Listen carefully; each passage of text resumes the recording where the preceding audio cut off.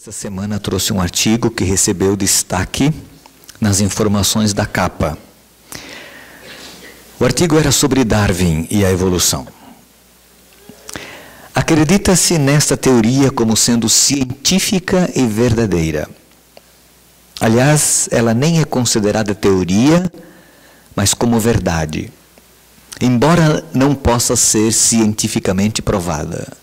É uma das grandes incoerências da ciência, que exige que algo para ser científico possa ser testado, provado, repetido em laboratório, mas aceita a teoria da evolução, a doutrina da evolução, como sendo científico, embora não passe pelos postulados da ciência. Em contrapartida, o velho livro de cabeceira dos heróis da fé, as Escrituras Sagradas, nos dizem que tudo foi criado por Deus. No livro de Gênesis, no capítulo 1, verso 1, a Bíblia simplesmente diz: no princípio, criou Deus os céus e a terra.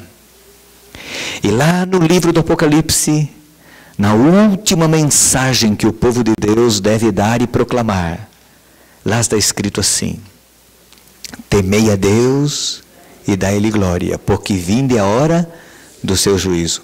Adorai aquele que fez os céus, a terra, o mar e as fontes das águas. Deus é o Criador. E vou repetir de novo, quer as pessoas acreditem ou não, aceitem ou não, Deus continuará sendo o Criador. Agora eu queria que você abrisse sua Bíblia ali em Gênesis, no capítulo 1 e no verso 26, no processo criativo ou criador de Deus, no versos 26 e 27 de Gênesis 1, a Bíblia diz que Deus declarou: façamos o homem à nossa imagem, conforme a nossa semelhança. Domine ele sobre os peixes do mar, sobre as aves do céu, sobre os grandes animais de toda a terra, e sobre todos os pequenos animais que se movem rente ao chão. Criou Deus o homem à sua imagem. A imagem de Deus o criou, homem e mulher os criou. Deus criou o ser humano, o homem e a mulher, e Ele nos fez parecidos com Ele, semelhantes ao Senhor. A genealogia de nossa raça, conforme é dada pela Bíblia, remonta sua origem não a uma linhagem de vermes, molúsculos e quadrúpedes, mas ao grande Criador. Deus criou você e eu à sua imagem e semelhança, tanto na aparência exterior quanto no caráter. Nós somos parecidos com Deus na aparência física. Patriarcas e Profetas, página 28. Nós somos parecidos com Deus. Não é Deus que se parece conosco. Nós nos parecemos com Ele. E nós nos parecemos com Ele porque Ele decidiu nos criar parecidos com Ele. Não apenas no caráter, na capacidade de decidir, de pensar, de agir, mas também na aparência física. Isso nos leva a uma origem nobre. Às vezes eu fico pensando o que pensam de si mesmas as pessoas que creem e que acreditam que elas vieram e surgiram por acaso, com as probabilidades improváveis do acaso. O que pensam de si mesmas estas pessoas? Porque os que creem na Bíblia, os que acreditam na palavra de Deus, e é uma questão de fé, possuem uma referência nobre para a sua origem. Nós temos uma origem digna. Nós somos filhos de um rei. Todas as pessoas que descendem de famílias nobres, elas têm orgulho de sua origem. O que pensam de si mesmas as pessoas que não têm nenhuma razão para se orgulhar de sua origem, de sua família? Semana passada encontrei-me com um pastor, colega meu, e ele estava com uma camiseta interessante. Eu falei, nossa, que camiseta interessante. Ah, esta camiseta foi do encontro que nós fizemos no final do ano com a nossa família. Família Keffler, no Espírito Santo. Reuniram, acho que 1.000 e poucas, quase 2.000 pessoas da família, uma coisa assim. Há pessoas que têm orgulho de sua herança familiar, né? Eu sou da família tal, Agora o que pensam aqueles? Você tem orgulho de que você foi criado por Deus? Você não veio de amebas, você não veio de vermes, você não evoluiu de bichos, de símios, você não é um acidente, fruto de uma coisa improvável, não. Você foi criado, você foi moldado, você foi planejado. Deus criou você. É verdade, o pecado atrapalhou o processo. A rebelião alterou o plano de Deus, o propósito original de Deus. O ser humano preferiu crer na mentira de Lúcifer a crer na verdade da palavra de Deus. Aliás, esse é o nosso problema até hoje. Nós preferimos crer nas mentiras de Satanás a acreditar nas verdades de Deus. As pessoas duvidam da Bíblia, mas creem em livros tais como o Código da Vinci, como se fosse verdade absoluta, a única palavra. As pessoas duvidam do que Deus diz e acreditam no que a ciência fala, no que um cientista fala.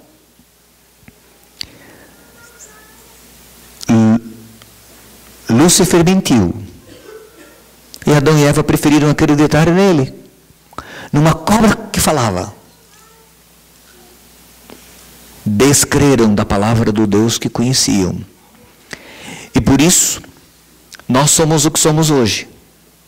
Veja aí em Gênesis 3, é bom, nós conhecemos, mas é bom voltar isso à mente, trazer isso à mente nesse contexto, eu preciso disso. Gênesis 3, 16 a 19, quando Deus falou com Adão e Eva depois da queda, Deus disse à mulher, multiplicarei grandemente o seu sofrimento na gravidez. Com o sofrimento você dará à luz filhos, e seu desejo será para o seu marido, e ele te dominará. E aí está o conflito histórico entre homem e mulher. Você, mulher, você vai sofrer para ter os seus filhos, e só quem é mulher sabe entender isso. Apesar da ciência ter tornado este momento menos traumático, há sofrimento, há dor. E Deus disse: o seu desejo será para o seu marido e ele vai te dominar. E quanto mais distante de Deus verdadeiro, do Deus verdadeiro está uma cultura, maior o domínio dos homens sobre a mulher. Quanto mais próximos da verdade bíblica pura está uma cultura, um povo, uma sociedade, uma família, um homem, mais essa cultura, este homem, essa família respeita a mulher. Ao homem Deus diz: visto que você deu ouvidos à sua mulher, e você comeu do fruto da árvore da qual eu lhe ordenara que você não comesse, maldita é a terra por sua causa. Com sofrimento você se alimentará dela todos os dias da sua vida. Ela lhe dará espinhos e ervas daninhas, e você terá que alimentar-se das plantas do campo. Com o suor do seu rosto você comerá o seu pão, até que volte à terra, visto que dela foi tirada, porque você é pó, e ao pó voltará. Nós temos dificuldades a despeito de sermos seres pensantes, inteligentes, temos capacidade de escolha. Nós temos dificuldades quando olhamos para nós mesmos, de vermos a imagem de Deus em nós.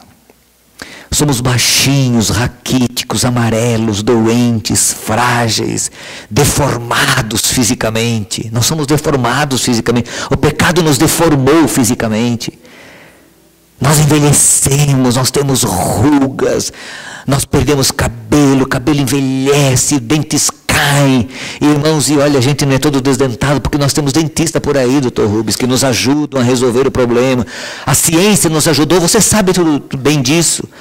Mas a dor, o sofrimento, esses dias eu vi uma reportagem de uma tribo indígena bem no interior da Austrália, e a Márcia ficou assustada com algumas coisas que ela viu ali. A Márcia falou assim: bem, olha os pés deles. Eu falei: mas Márcia, é os pés deles porque eles não têm o que nós temos. Eles não conhecem o que nós conhecemos. Eles vivem lá. A ciência, a cultura, o ensino neutraliza o efeito do pecado e faz a nossa vida ficar um pouquinho melhor. Mas o pecado pesa sobre nós, a maldição pesa sobre nós. Irmãos, é uma maldição, é uma maldição. A maldição da morte, da degenerescência, da dor, do sofrimento. E se correr o bicho pega, como diz esse ditado popular. Não tem jeito, não tem jeito, não tem jeito, não há como se livrar.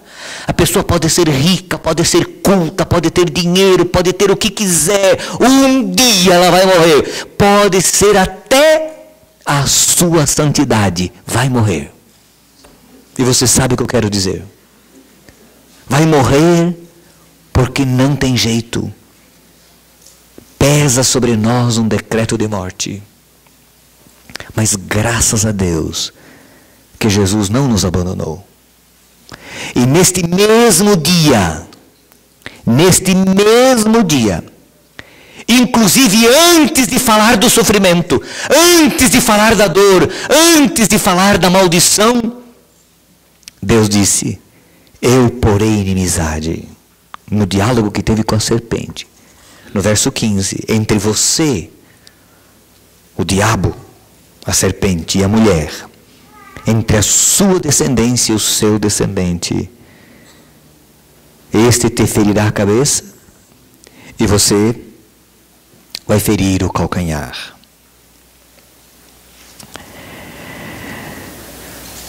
O Espírito de Profecia diz que quando o diabo ouviu isso de Deus, ele não entendeu o que Deus estava querendo dizer. Mas ele percebeu que alguma coisa aconteceria que daria ao homem o poder de vencê-lo. Irmãos, quando nós pecamos como raça humana, nós perdemos a nossa capacidade mental. As faculdades mentais e espirituais ficaram entorpecidas, diz o Espírito de Profecia. Agora veja o que o livro Grande Conflito diz na página 505. Quando o homem transgrediu a lei divina, sua natureza se tornou má. A natureza humana se tornou má.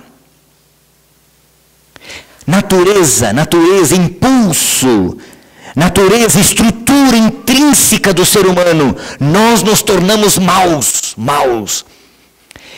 E ele, o ser humano, ficou em harmonia com Satanás e não em desacordo com ele.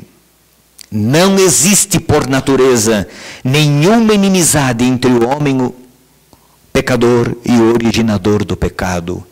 Ambos se tornaram malignos pela apostasia.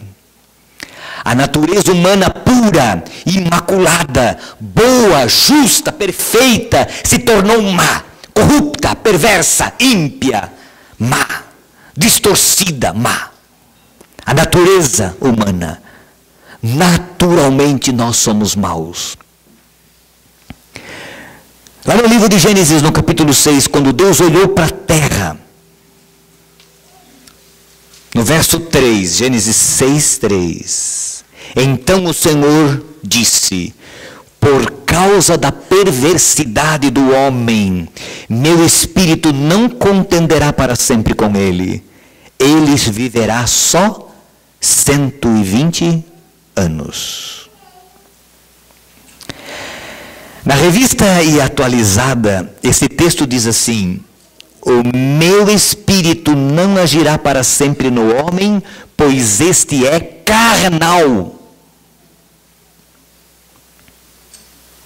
Existe uma tradução literal do hebraico para o português, e nessa tradução literal do hebraico, veja como é esse texto: meu sopro não durará no terroso eternamente.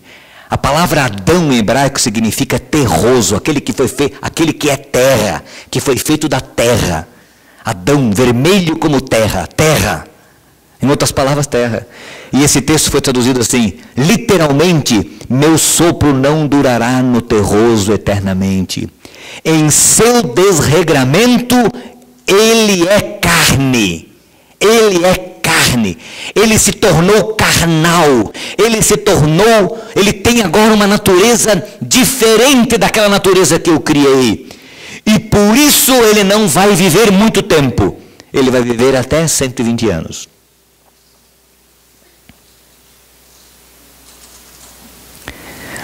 Enquanto o Marcos passava a lição da escola sabatina aqui, eu pensava comigo algumas coisas. A gente tem uma noção muito limitada de algumas coisas. Às vezes nós achamos que tudo aquilo que a gente diz assim, a ciência descobriu que nunca se conhecia, ninguém conhecia. A gente esquece do passado. Porque muita coisa, por exemplo, a civilização egípcia e a civilização babilônica, eles eram avançadérrimos em ciência. Astrologia, com todo o misticismo, mas eles eram conhecedores da astronomia. Tremendos conhecedores da astronomia. Nós achamos que eles são limitados, que algumas coisas eles não conhecem. Sabe por quê? Porque se perdeu. Esses conhecimentos se perderam. E aí, por quê? Porque o homem vive pouco tempo, e quando o homem vive pouco tempo, Deus interrompe o processo da proliferação da maldade. A morte no contexto do pecado é uma bênção, porque ela interrompe. Também dificulta para outros aspectos, outros lados. Você veja, quando uma pessoa aprende a viver, quando ela conhece, quando ela domina uma determinada ciência, ele morre. Aí o outro tem que começar tudo de novo. E aí nós vamos capengando. Deus disse o homem, porque ele é mau, ele vai viver só 120 anos. Deus bloqueou o processo de duração da vida do ser humano. Tinha direito de fazer isso? Tinha, ele é o Criador, ele é o mantenedor. Sabe o que significa a palavra natureza? Eu fui consultar o Wise, e o Wise diz assim: qualidades originais, constitucionais ou inativas do indivíduo, caráter inativo, conjunto de tendências inerentes que regem o comportamento, aquilo que compõe a substância do ser, a essência do ser. Isso é natureza. A sua essência, do seu e do meu ser, a nossa essência é má. Nós somos maus. É por causa dessa natureza carnal que Caim matou Abel. Logo no início. É por causa dessa natureza carnal que Deus mandou o dilúvio e destruiu os seres humanos. E é por causa dessa mesma natureza carnal que Deus vai destruir os seres humanos um dia. Em Gênesis 6:5, Deus diz assim: e viu Deus que a perversidade do homem tinha aumentado na terra. Agora veja, e que toda a inclinação dos pensamentos do seu coração era sempre e somente para o mal. Naquela Bíblia, Yahvé vê que se multiplica o mal do terroso sobre a terra. Todo o instinto dos pensamentos de seu coração é ininterruptamente mal. esta natureza má, esta natureza, esse instinto mau, é que Paulo fala lá em Gálatas, no capítulo 5, veja lá, Gálatas, capítulo 5, verso 19 a 21. Gálatas, capítulo 5, verso 19 a 21. Essa natureza má que nós temos é que produz esses frutos aqui, que Paulo menciona.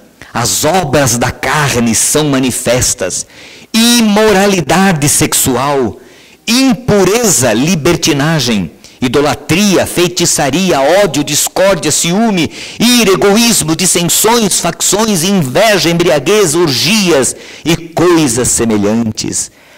Essa natureza má produz isso. Lá no colégio onde eu vivi muitos anos, eles fazem enxerto de laranjas. E vocês sabem que o tronco do limão, ele é muito forte, ele tem uma seiva, uma energia muito forte. Aí o Nestor entende disso melhor do que eu.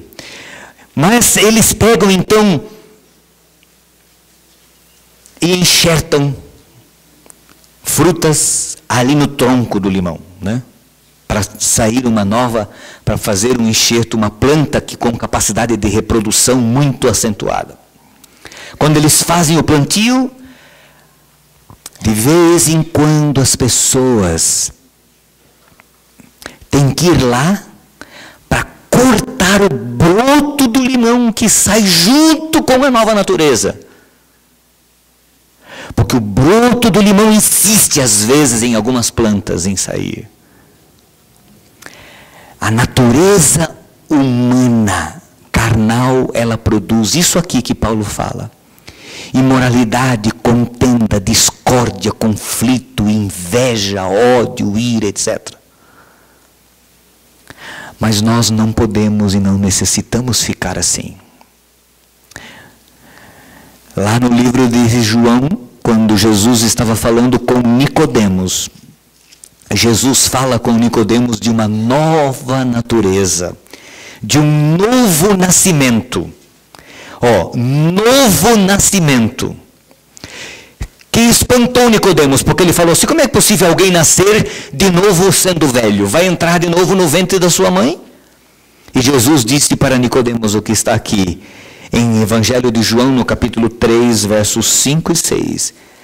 Respondeu-lhe Jesus: digo-lhes a verdade, ninguém pode entrar no reino dos céus se não nascer do quê? Da água e do Espírito. O que nasce da carne é carne, mas o que nasce do Espírito é Espírito. Aqui nós temos o nascimento da carne e nós temos o nascimento do Espírito. Nós nascemos da carne, por isso existimos. E nascer da carne significa ser mau, significa ter uma natureza carnal, uma natureza má. Mas nós podemos nascer do Espírito, nós podemos ter um novo nascimento. E Jesus disse: você pode nascer do Espírito. Você pode nascer de novo. Você pode ter uma nova experiência.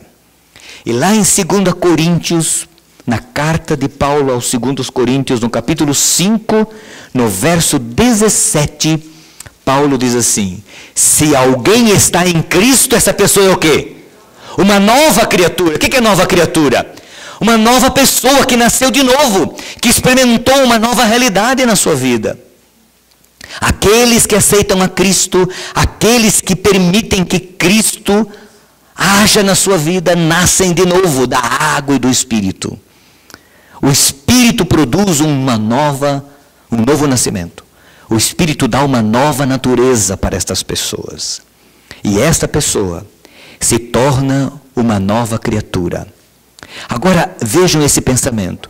Esse pensamento do livro Grande Conflito está no mesmo contexto daquele pensamento que diz que quando o homem pecou, a natureza humana dele se tornou má, e entre Satanás e o homem pecador não existe nenhuma desarmonia, ambos estão em conformidade aí, porque a natureza de ambos é a mesma. Um pouquinho mais abaixo aparece essa palavra: é a graça que Cristo implanta na alma que cria inimizade contra Satanás. Esta graça que converte, e este poder renovador, sem esta graça que converte, sem esse poder renovador, o homem continuaria sempre cativo de Satanás, como servo sempre pronto a executar-lhe as ordens. Mas o novo princípio, na alma, cria conflito até onde houver a paz.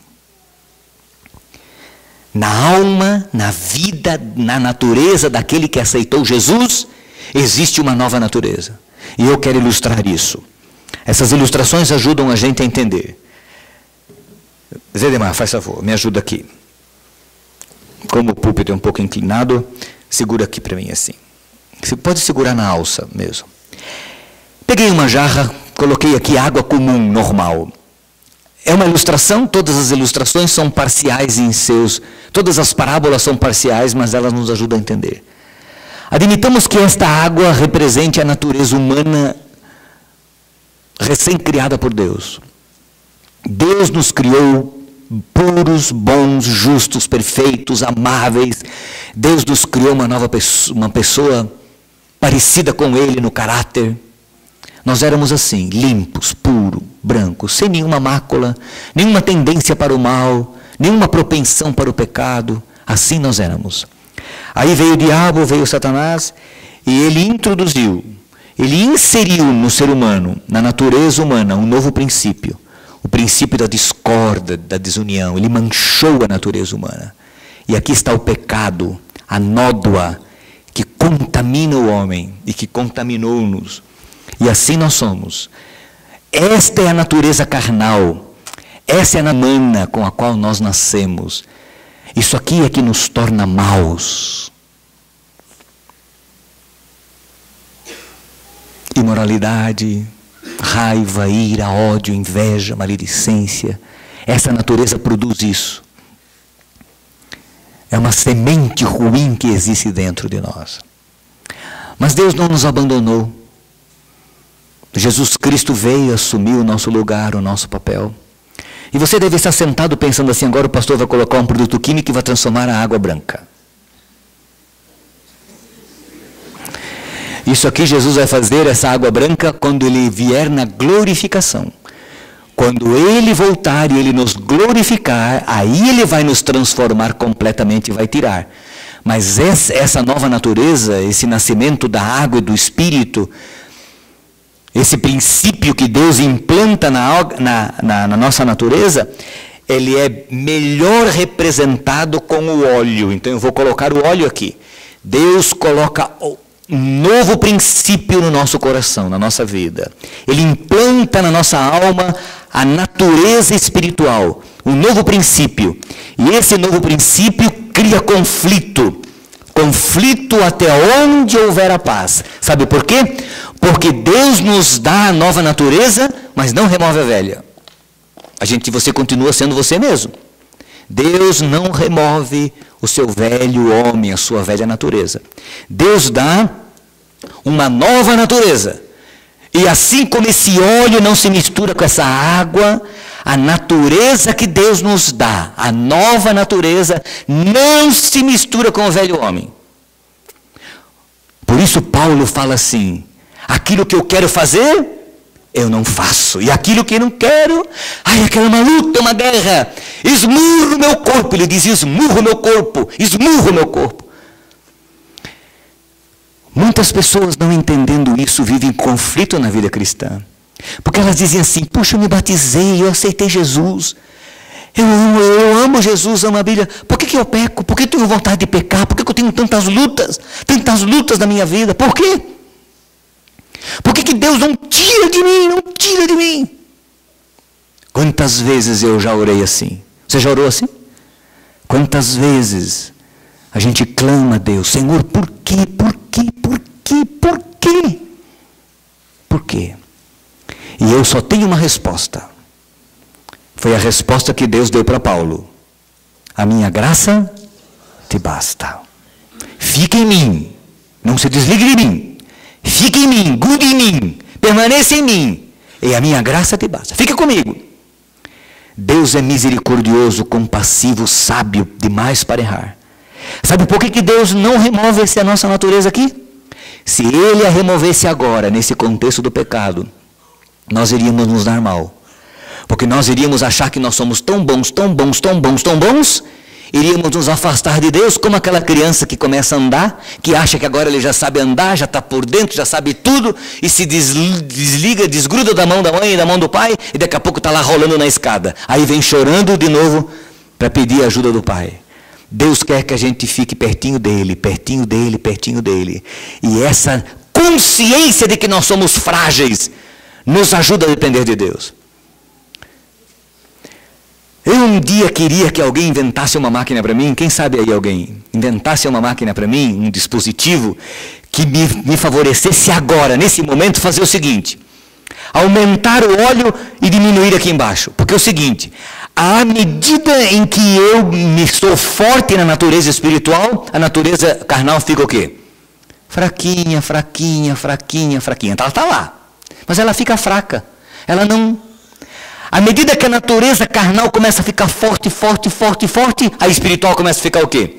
Fraquinha, fraquinha, fraquinha. É como como balança, assim, como balança. É por isso que Deus pede para a gente não fazer algumas coisas. Porque se nós fizermos algumas coisas nessa terra, Paulo diz, todas as coisas me são lícitas, eu posso fazer tudo o que eu quero. Tudo me é lícito. Só que nem tudo o quê? Me convém. Por que não convém? Porque alimenta o meu velho homem. Alimenta a minha natureza carnal. De repente eu estou lá com a minha natureza carnal fortalecida, forte, de novo. Por isso eu tenho que cuidar na minha vida cristã, e você também. Porque Deus deu uma nova natureza. Ela vai manter a velha sob controle. Deus mantém subjugado o velho homem. Eu gosto de contar uma parábola, não sei se eu já contei aqui, se já contei, conto de novo. É a parábola do dragão. Eu gosto dessa parábola, que eu inventei. A parábola do dragão.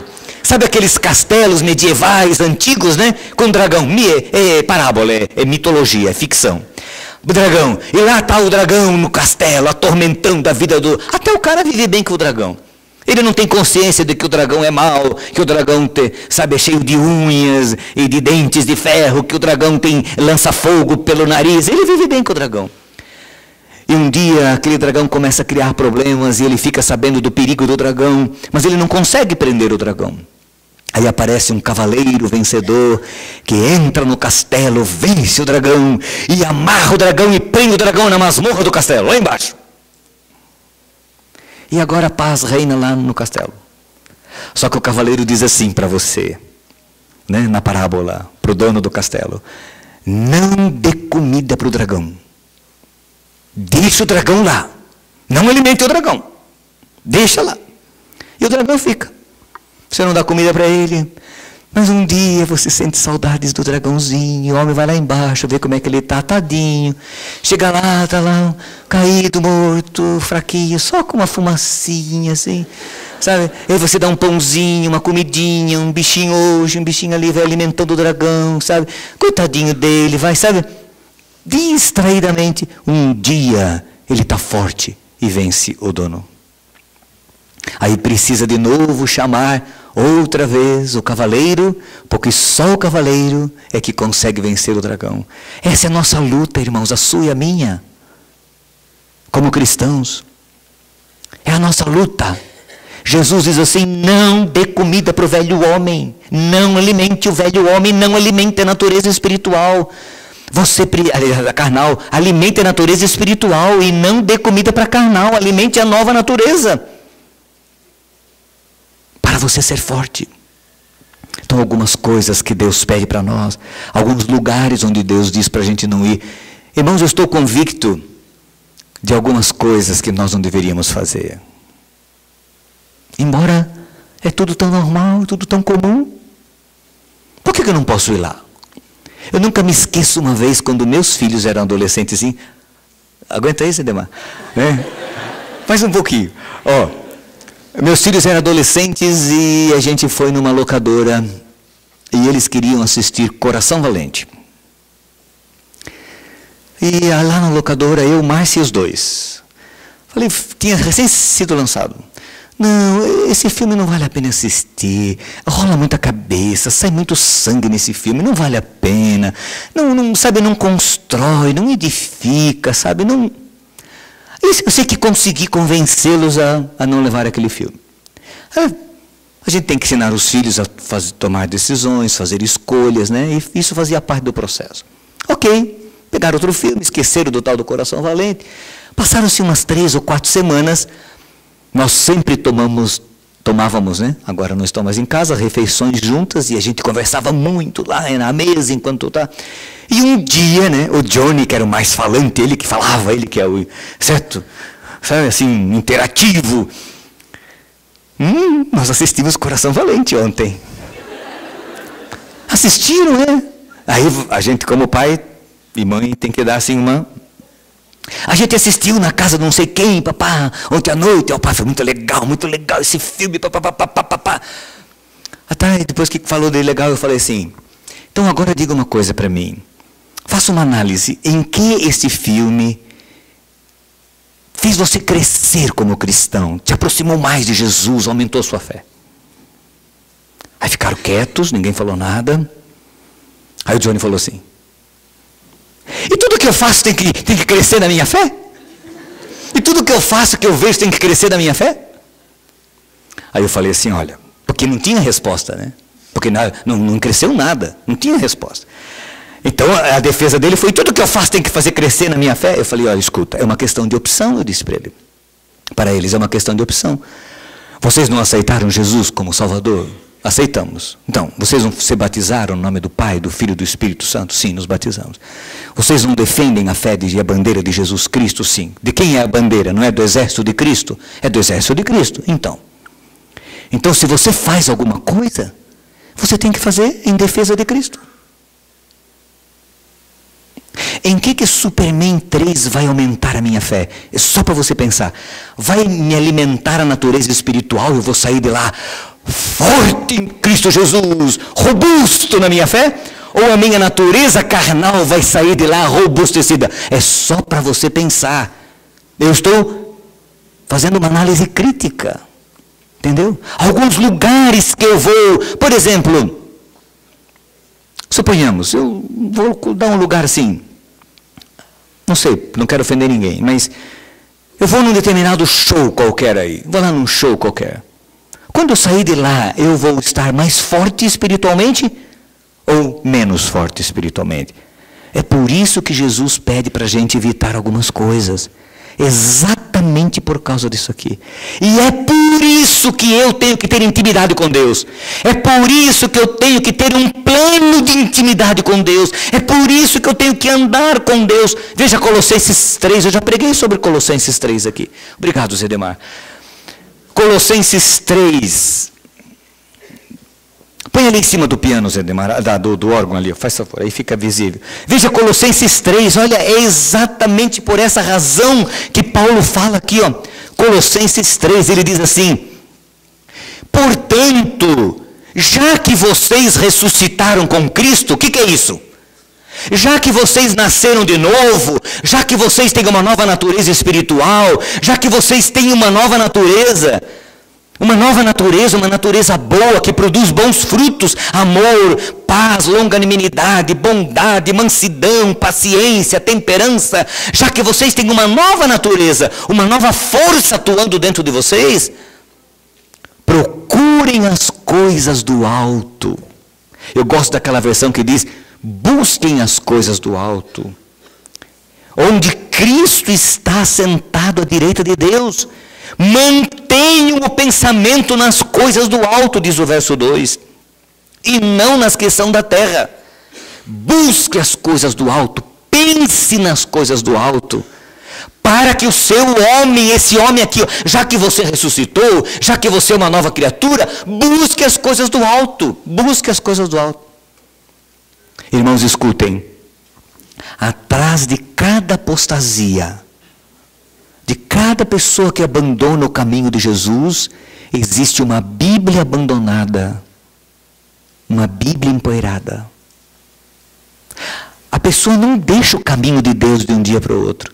Assim como nenhum marido abandona a mulher e nenhuma mulher trai o marido de um dia para o outro. Isso é um processo gradativo, irmãos, é lento, é um processo lento. A gente vai se afastando de Deus aos pouquinhos, vai deixando, vai relaxando, vai relaxando, vai relaxando. Paulo diz, busque as coisas do alto, pense nas coisas do alto. Busque, pense nas coisas do alto.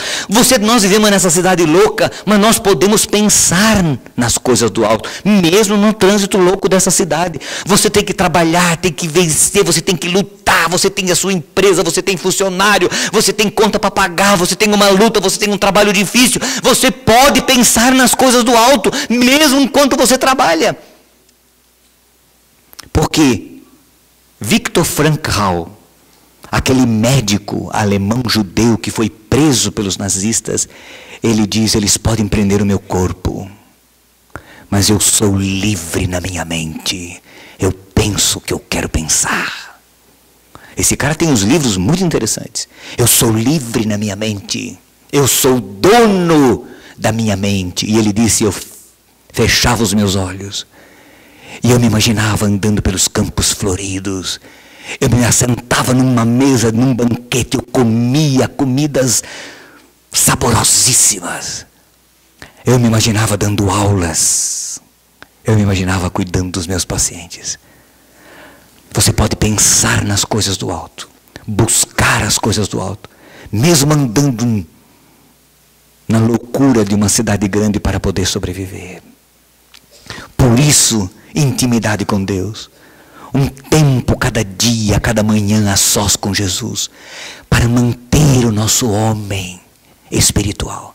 E hoje à tarde eu vou mostrar em 1 hora, no máximo 1h30, mas na minha mente vai dar 1 hora. Eu vou mostrar para você. Talvez possa me delongar um pouquinho se eu caminhar no caminho da oração. E existe essa possibilidade de eu caminhar no caminho da oração. Vou mostrar para você como você pode separar um tempo cada dia para comungar com Deus, para ter intimidade com Ele. Como criar esse hábito, porque o grande problema nosso é criar o hábito. E sabe por que a gente não consegue criar o hábito? Justamente por causa da nossa natureza pecaminosa que está lá dentro. Fazer hábito ruim, vício, é muito melhor do que fazer hábito bom. Você sabe disso. Nossa. Quer ver? Você tem um terreno baldio. Se você quiser colher alface, mandioca, beterraba, sei lá o que, você tem que plantar. Mas para não colher nada, para colher praga, você não precisa plantar. É só lá deixar. Larga o terreno, daqui a pouco está lá. Tiririca, e um monte de erva daninha. Agora, se você quiser plantar coisa boa, você tem que, sabe, é um esforço, é caminhar para cima, é contra a nossa natureza, sabe, é nadar contra a correnteza. Busque as coisas do alto, pense nas coisas do alto, onde Cristo está sentado à destra de Deus. Se é que você nasceu, se é que você é uma nova criatura, se é que você quer ter esse novo homem alimentado espiritualmente. Aí quer ver o que Paulo diz aqui? Ó? Veja o verso 5 do capítulo 3. Façam morrer tudo que pertence à natureza terrena. Faça morrer esse velho homem. Deixa o cara morrer lá. Não alimente. Ele gosta de coisas ruins, deixa que ele morra. Quanto mais você o alimenta, mais forte ele é. Terminando, Mateus 26, verso 31. Olha aqui o que Jesus falou. Mateus 26, verso 41. Não 31, 41. 26, 41. Exatamente naquele contexto ali de Jesus com os seus discípulos, quando ele estava no Getsêmani, Jesus estava ali sofrendo, veio buscar conforto nos discípulos. Jesus disse para eles: vigiem, verso 41. Vigiem e orem. Vigiem e orem. Para quê? Para que não caiam em tentação. Por quê? Porque o espírito está pronto, mas a carne é fraca. O espírito está pronto. Essa parte aqui está pronta. Mas a carne é fraca. Para o espírito ser forte, nós precisamos ter intimidade com Deus. Como Enoque, que andou com Deus quantos anos? 300 anos. O espírito está pronto, mas a carne é fraca. Jesus diz: vigiem. Sabe o que é vigiar? Vigiem. Como é que é o nome daquele bichinho que fica em pezinho assim, que fica vigiando? Isso, suricato. Vigiem. Vigiem. Ó, vigiem. Sempre assim, né? Vigiem. Vigiem. Porque o espírito está pronto, mas a carne é fraca. E nós precisamos ser fortes em Jesus. Intimidade com Deus. Alimentar-se da palavra, alimentar-se da oração, ter o contato com Deus. Os que cedo me buscam, me encontram, diz Provérbios. 3 horas. E aqueles que estiverem 3 horas e que quiserem entrar nesse projeto, vão receber um material que vai ajudá-lo a criar o hábito. O hábito. Esse negócio de 40 noites ou 40 madrugadas, o objetivo é criar hábito. Hábito, hábito. Se você vencer a barreira dos 40 dias, você deslancha. 3 semanas. As 3 primeiras semanas é um problema. O pessoal aqui fez um curso de como deixar de fumar, né? Se estas pessoas vencerem a barreira das 3 primeiras semanas, elas serão mais fortes. Né? Espiritualmente também.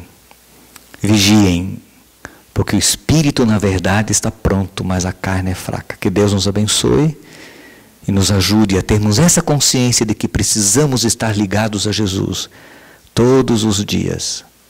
Amém.